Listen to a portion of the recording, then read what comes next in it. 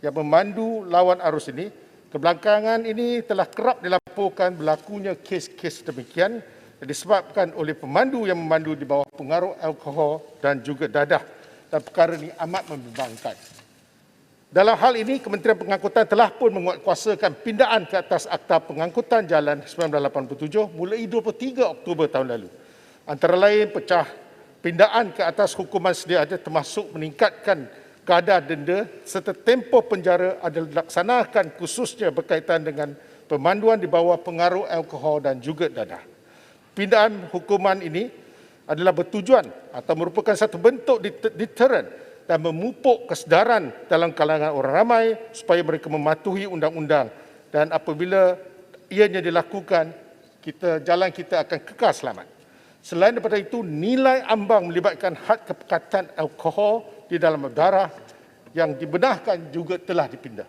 Selain daripada memindah Akta Pengangkutan Jalan 1987, langkah-langkah berterusan lain juga telah dilaksanakan bukan sahaja oleh Kementerian Pengangkutan tetapi juga oleh pihak berkuasa dan pengaruh yang lain. Seperti contoh, PDRM, JPJ telah menjalankan banyak penguatkuasaan yang untuk membendung faktor manusia dalam suatu nahas dan bertujuan meningkatkan tahap persepsi untuk ditangkap atau perception of being caught. Seterusnya mengubah minda dan sikap manusia untuk mematuhi peraturan jalan raya.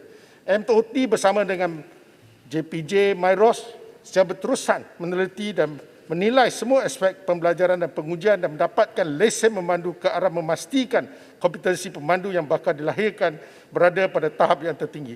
JPJ juga mengawal aspek road worthiness dan kualiti kenderaan menerusi penguatkuasaan peraturan pembinaan dan penggunaan sesebuah kenderaan motor dan dalam peraturan pemeriksaan berkala ke atas kenderaan perdagangan.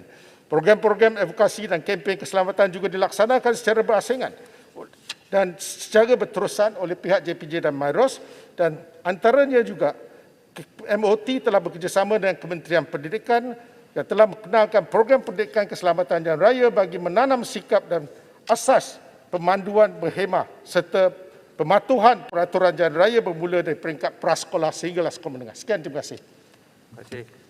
Soalan tambahan satu. Terima kasih Menteri atas jawapan yang menyeluruh tadi. Saya mendengar berkenaan dengan laporan statistik tadi yang menyebutkan hanya dari Januari sehingga bulan Ogos ini sahaja sudah ada 807 kes yang melibatkan pemanduan lawan arus sahaja. Ini satu jumlah yang agak tinggi.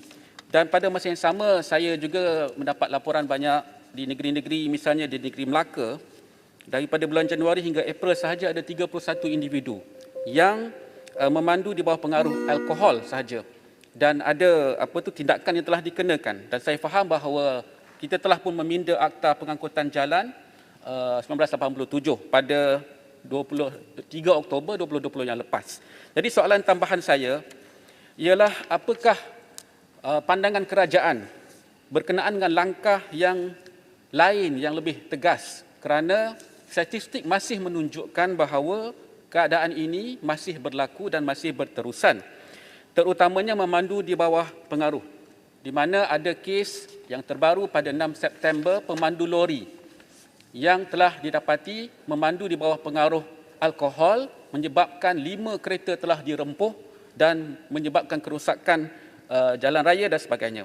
Jadi apakah tindakan kerajaan yang lebih berkesan, yang lebih tegas berbanding dengan hanya meletakkan had lesen memandu bagi warga emas, walaupun saya tahu itu bukan satu cadangan hanya di peringkat langkah terakhir sebagaimana yang Menteri sebutkan, namun apakah lagi langkah-langkah tegas yang boleh diambil memandangkan pemanduan penetapan hukuman lebih berat telah pun diadakan tapi kes masih tidak berkurangan. Adakah boleh mempertimbangkan dasar kawalan alkohol walaupun itu bawah bidang kuasa yang lain, ataupun mengurangkan dari segi waktu penjualan alkohol? Terima kasih. Dan satu lagi, Tuan Ketua, minta maaf, saya tambah satu lagi, apakah langkah kerajaan khusus untuk mangsa kepada pesalah memandu ini? Sebab ramai daripada kes-kes ini adalah melibatkan seorang yang melakukan kesalahan tetapi yang menjadi mangsa ramai. Terima kasih. Terima kasih. Yang Berhormat Menteri. Okey, terima kasih Yang Berhormat Ledang. Soalan tu agak ada 3 yang perlu saya jawab. Saya jawab secara ringkas. Pertama, keberkesanan pindaan Akta 333. Daripada data yang kita perolehi daripada Januari hingga Julai tahun ini, lebih kurang ini ada daripada jumlah kematian ya, yang secara keseluruhan untuk Nahas Jalan Raya 2,560. Dan 11 adalah kematian akibat pemanduan di bawah pengaruh alkohol dan juga dadah. Dan kita memandang berat, walaupun sebelum itu mungkin ada lebih tinggi 28 untuk keseluruhan tahun 2020, tapi kita melihat ini secara objektif. Sebab itu saya mengarahkan MIROS membuat satu kajian sebelum dan selepas. Maka kajian ini sedang berjalan dan apa yang saya dapati ialah daripada kes-kes yang didakwa di mahkamah, tidak ada lagi hanya dikenakan denda. Mereka wajib atau secara mandatori dikenakan hukuman penjara. Dan ini merupakan satu deterrent. Dan ramai telah mengubah dari segi sikap, ramai yang dahulunya memandu dan pergi minum dan balik rumah tanpa mereka sedari. Jadi ini antara perkara deterrent yang telah kita buat. Dan kedua, Yang Berhormat mengatakan bahawa apakah tindakan yang diambil. Dari segi jurisdiction MOT, kita lakukan secara advokasi, penguatkuasaan dan pindahan undang-undang.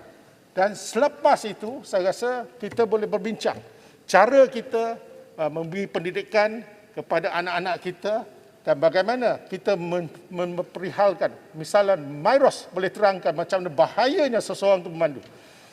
Bagi mereka yang memandu di bawah pengaruh alkohol, risikonya 13 kali lebih tinggi daripada memandu dalam keadaan biasa, terdedah kepada Nahas Jalan Raya. Ini satu kenyataan. Dan kita lihat kecuaian ini sebenarnya dalam satu nahas kenderaan, 80% disebabkan oleh faktor manusia. 13% ada disebabkan kenderaan dan 7% adalah persekitaran. Jadi ini antara perkara yang ingin saya huraikan, bukan kerana satu, banyak. Yang Berhormat Farid. Okay, terima kasih Menteri, satu penjelasan yang cukup terperinci.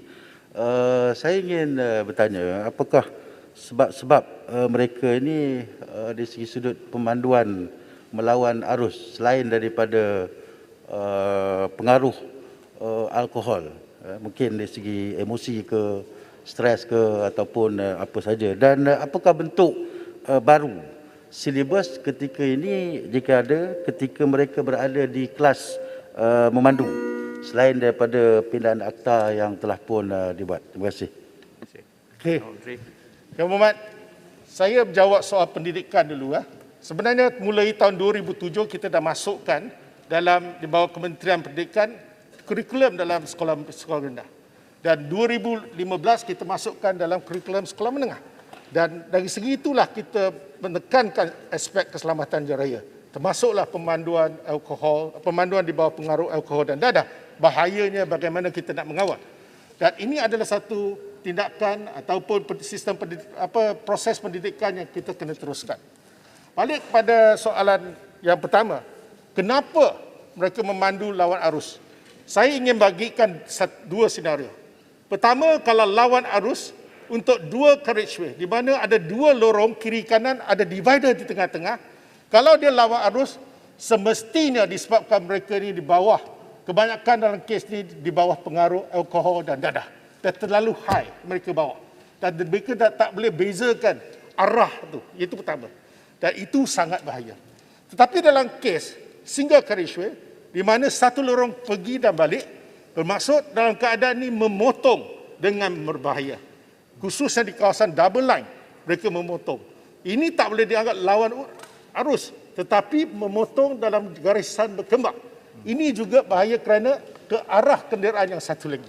Jadi dalam dua senario kita lihat untuk mereka yang memandu di bawah pengaruh alkohol dan dadah, kita tidak berkompromi dan akta pengangkutan jalan daripada Seksyen 41 hingga 45, semua hukuman menanti mereka.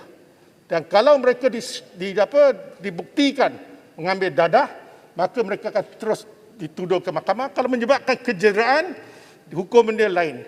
Kalau kematian, lebih teruk. Kalau sebelum ni kita tak membezakan antara kematian dan juga kecederaan. Tapi kali ini, kita telah mencakupi semuanya untuk kita memberi kesedaran kepada pemandu bahawa ini tanggungjawab mereka.